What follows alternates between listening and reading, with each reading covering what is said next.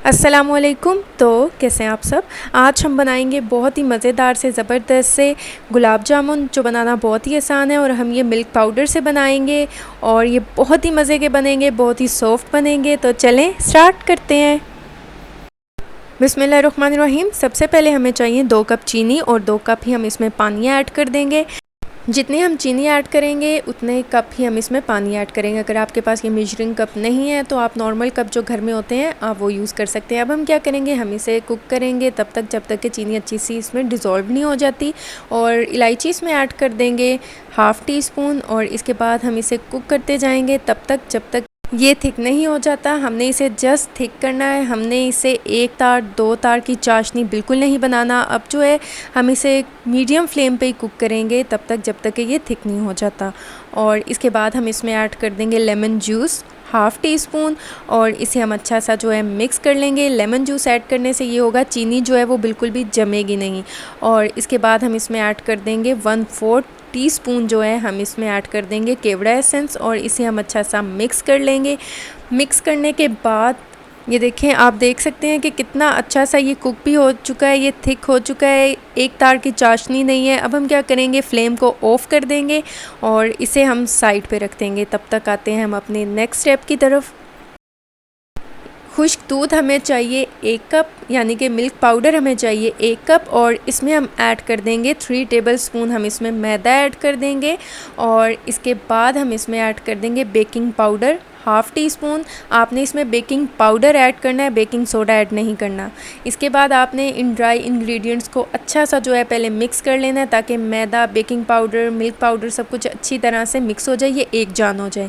इसके बाद हम इसमें ऐड कर देंगे मेल्ट किया हुआ घी 4 टेबल स्पून हम ऐड करेंगे, यानी कि 4 खाने के चम्मच हम इसमें घी ऐड कर देंगे।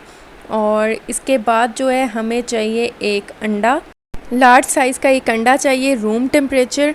सबसे पहले हम क्या करेंगे, जो हमने इसमें घी ऐड किया है हम इसे इसमें अच्छा सा मिक्स कर लेंगे। ब्रेड क्रम्स की तरह इसे हमने बना लेना है, इतना अच्छा हमने घी को इसमें मिक्स करना है। मिक्स करने के बाद जो 1 अंडा है वो हम इसमें ऐड कर देंगे और हमने हल्के हल्के हाथों से इसे मिक्स करना है। हमने इस पर बहुत ज़्यादा वर्क नहीं करना, हमने इसे बहुत ज़्यादा गूँथना नहीं है। उससे क्या होगा कि जो आपके गुलाब जामुन का रिज़ल्ट है वो बिल्कुल अच्छा नहीं आएगा। और ये देखें, इसको हल्के हल्के हाथों से जो है मैं मिक्स करती जाऊंगी। और ये देखें कितना ज़बरदस्त सा हो चुका है। मैंने इसे बहुत ज़्यादा गूंदा नहीं है, इस पर बहुत ज़्यादा वर्क नहीं किया। और ये देखें, अब हम इसे साइड पे रख देंगे 15 से 20 मिनट के लिए रेस्ट के लिए। रेस्ट इसको देने के बाद हम छोटे साइज़ की बॉल्स बनाएंगे।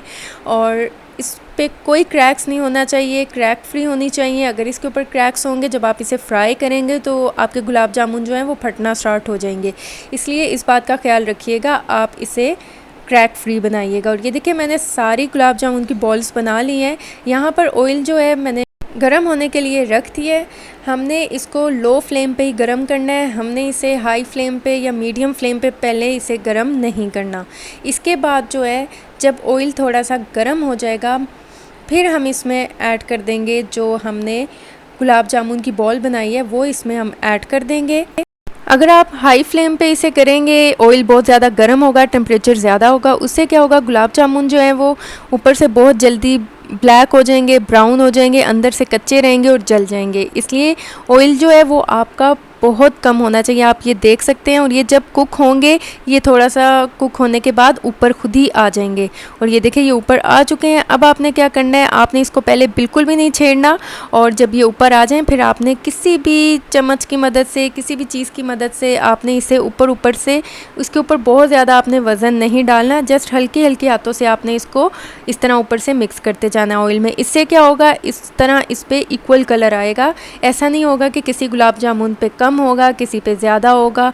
और इसके बाद हम क्या करेंगे, जब ये अच्छा सा कलर इस पे आ जाएगा फिर हम इसे निकाल के हम इसे डायरेक्ट जो है शुगर सिरप में, यानी कि जो हमने चाशनी बनाई है, हम इसमें इसको डालते जाएंगे। और इसी तरह जो है मैं बाकी गुलाब जामुन भी बना लूँगी। और इसे हम चाशनी में 60 मिनट के लिए, यानी कि 1 घंटे के लिए हम इसे छोड़ देंगे, ताकि इसके अंदर तक अच्छी सी चाशनी चली जाए। और ये देखें, माशाल्लाह कितने ज़बरदस्त से गुलाब जामुन हमारे तैयार हो चुके हैं। आप देख सकते हैं इतने सॉफ्ट, इतने मज़ेदार से ये बने हैं। खुशबू और टेस्ट बहुत ही मज़े का है माशाल्लाह। और घर में आप देख सकते हैं कि ये बनाना कितना इजी है। मैं आपको ये तोड़ कर भी दिखाती हूँ कि ये कितने सॉफ्ट, कितने इसके अंदर तक चाशनी गई है। अक्सर ऐसा होता है कि गुलाब जामुन बनाते हुए उसके अंदर से ये कच्चे रह जाते हैं और अंदर तक चाशनी नहीं होती। और ये देखें, मैं आपको दिखाती हूँ, माशाल्लाह इसके अंदर तक चाशनी है। कितने सॉफ्ट, कितने ज़बरदस्त, कितने कमाल के बने हैं। अब आप ये ईद पे भी बना सकते हैं। तो अगर अभी तक आपने मेरे चैनल को सब्सक्राइब नहीं किया तो मेरे चैनल को सब्सक्राइब कर दें। तो आप इसे ज़रूर ट्राई कीजिएगा और मुझे फ़ीडबैक दीजिएगा। दुआओं में याद रखिएगा। मिलती हूँ नेक्स्ट वीडियो में, तब तक के लिए अल्लाह हाफ़िज़।